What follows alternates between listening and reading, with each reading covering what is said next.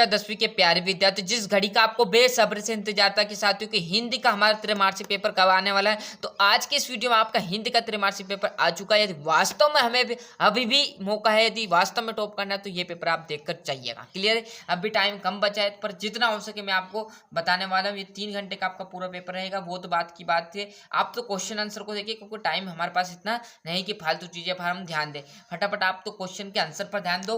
उद्धव ने गोपियों को क्या संदेश दिया? जो उद्धव जी थे उसने गोपियों को क्या संदेश दिया? कि क्या दिया था? योग साधना का, है ना। छायावाद के प्रतिनिधि कवि है तो जयशंकर प्रसाद है। छायावाद किसने लिखी थी? जयशंकर प्रसाद ने, है ना। संचारी भावों की संख्या 33। यदि गद्य कवियों की कसौटी है तो यहाँ कथन है आचार्य रामचंद्र शुक्ल का, है ना। नेताजी का चश्मा पाठ की विधा है कहानी आंदोलनकारी आ जाएगा। और जैसे यदि कोई और भी पेपर आएगा, कोई और भी चैनल पर जानकारी आएगी, तो चैनल पर में आप एक्टिव रहिएगा, जिससे पल पल की आपको जानकारी मिलती रहेगा। मैं तुरंत जैसे कोई और भी पेपर आएगा तो वो भी आपको प्रोवाइड करा दूंगा। टाइम कम भनी बचा है ना। और दूसरा प्रश्न है रिक्त स्थानों की पूर्ति कीजिए। कवि ने सरल स्वभाव के कारण ने धोखा दिया तो मित्रों ने चूहा आ जाएगा। ठीक है। मानू भंडारी का जन्म मध्य प्रदेश के गांव में हुआ तो भानपुरा में हुआ था।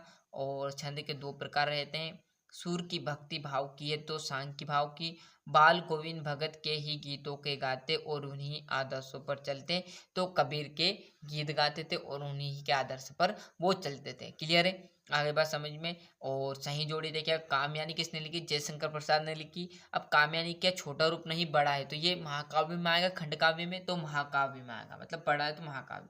सुर के पद मतलब सूरदास जी की बात हो रही है, देखो इसलिए रटोगे सुर सूरदास सूरदास सूरदास नहीं याद होगा, समझ कर रहे हो। सुर के पद है मतलब सूरदास जी की बात हो रही। महाकाव्य किसने लिखी? किसकी कवि रचना है महाकाव्य? जयशंकर प्रसाद की। और महाकाव्य जयशंकर क्या बड़ा रूप है ना। उत्साह मतलब निराला। और जो निराला जी है उनकी जो है हट नहीं रही, मतलब इनकी रचना यदि आपने निराला जी की रचना पढ़ी होगी। राम लक्ष्मण परशुराम संवाद आपका रहेगा तुलसीदास।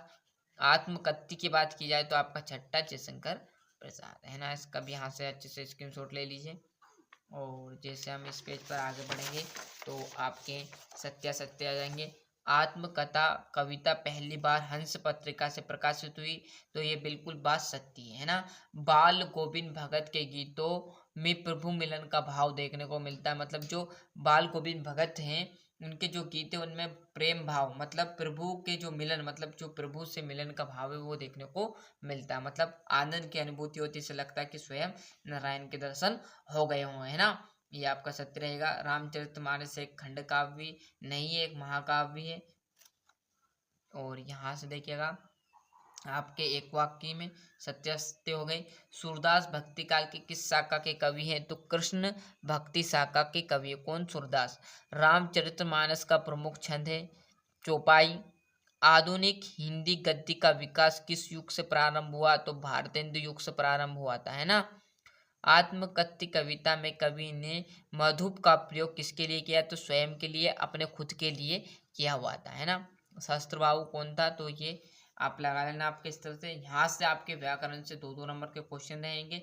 यदि ये भी क्वेश्चन आप यदि टाइम लग रहा है आपको, ये आपको याद है, तो ये टाइम आपको लग रहा है तो रीतिकाल का समय कब से कब तक माना गया है, तो चैनल के प्लेलिस्ट में जाइए, वहाँ पर आपको 10th क्लास की 2024-25 जो कि अभी मैंने करंट में क्वेश्चन डाले थे, वहाँ बहुत ही सरल भाषा में व्याकरण के सारे क्वेश्चन आपको मिल जाएंगे, मतलब इस पेपर में जो भी क्वेश्चन आए, है ना। यहाँ से तो आप बढ़िया से स्क्रीनशॉट ले लीजिए, चाहे वो रीतिकाल हो, भक्तिकाल हो, तुलसीदास हो, है ना। और महाकाव्य खंड काव्य हो, अतिशयोक्ति अलंकार हो, चौपाई हो, नाटक हो, स्वयं प्रकाश जी की रचना हो। क्लियर? क्योंकि व्याकरण से अधिकतर क्वेश्चन पूछे जाते हैं, और जो आपकी पेपर है मतलब आपकी जो किताब उसमें से बहुत ही कम क्वेश्चन पूछे जाते हैं, बाकी आपकी व्याकरण से ज़्यादा क्वेश्चन हिंदी में पूछे जाते हैं। तो व्याकरण पर यदि फोकस करना है, यदि अभी भी कोई दिक्कत नहीं है, अभी नहीं करना, यदि आपको वास्तव में करना है, तो आप इस त्रैमासिक परीक्षा खत्म होने के बाद चैनल पे एक्टिव हो जाए, जिससे आपको प्ले लिस्ट सारी फॉलो कर लीजिए और वार्षिक में आप अच्छे से टॉप कर जाएंगे, ये मेरी गारंटी है। मुहार लोकोक्ति में अंतर, जैसे हम पेज पढ़ेंगे, टाइम कम है इसलिए आप भी फटाफट स्क्रीनशॉट लो और आगे बढ़ते चलो। बच्चे माता पिता के प्रति अपने प्रेम को कैसे अभिव्यक्त करते हैं? ये आपका 18वां, ये 19वां। और 20वें में है गद्यांश का आपका संदर्भ प्रश्न सहित हमें वाक्य करनी है, मतलब इसी में आपको क्या आ जाएगा, संदर्भ इसी में प्रसंग और इसी में ही वाक्य आपको सोल्व करना है। ये आपका 3 नंबर का, ये आपका गद्यांश और ये आपका काव्यांश और इसी में से आपका ये देख लीजिएगा, है ना। ये तो आपको करने पड़ेंगे, बाकी व्याकरण की चीज़ें आपको वहाँ पर मिल जाएगी। देखो टाइम कम, इसलिए मैं भी जल्दी जल्दी आपको प्रोवाइड करा रहा हूँ जितनी हो सके। यदि कोई और भी पेपर आएगा तो आप, मैं फिर कह रहा हूँ, चैनल पे एक्टिव रहिए, जिससे आपको पल पल की जानकारी रहे और आप पूरे जो पेपर है वो प्रोवाइड हो सके, जितना हो सका आप देखें और आगे बढ़िए। क्लियर है, ये आपका 23वां क्वेश्चन। तो इस प्रकार मैंने आपको पूरा जो हिंदी का सोल्यूशन था वो प्रोवाइड करा दिया। आज के लिए इतना ही, मिलते हैं इसके नेक्स्ट वीडियो में। यदि कोई और भी पेपर आएगा तो वो भी आपको इस चैनल पर मिल जाएगा। आज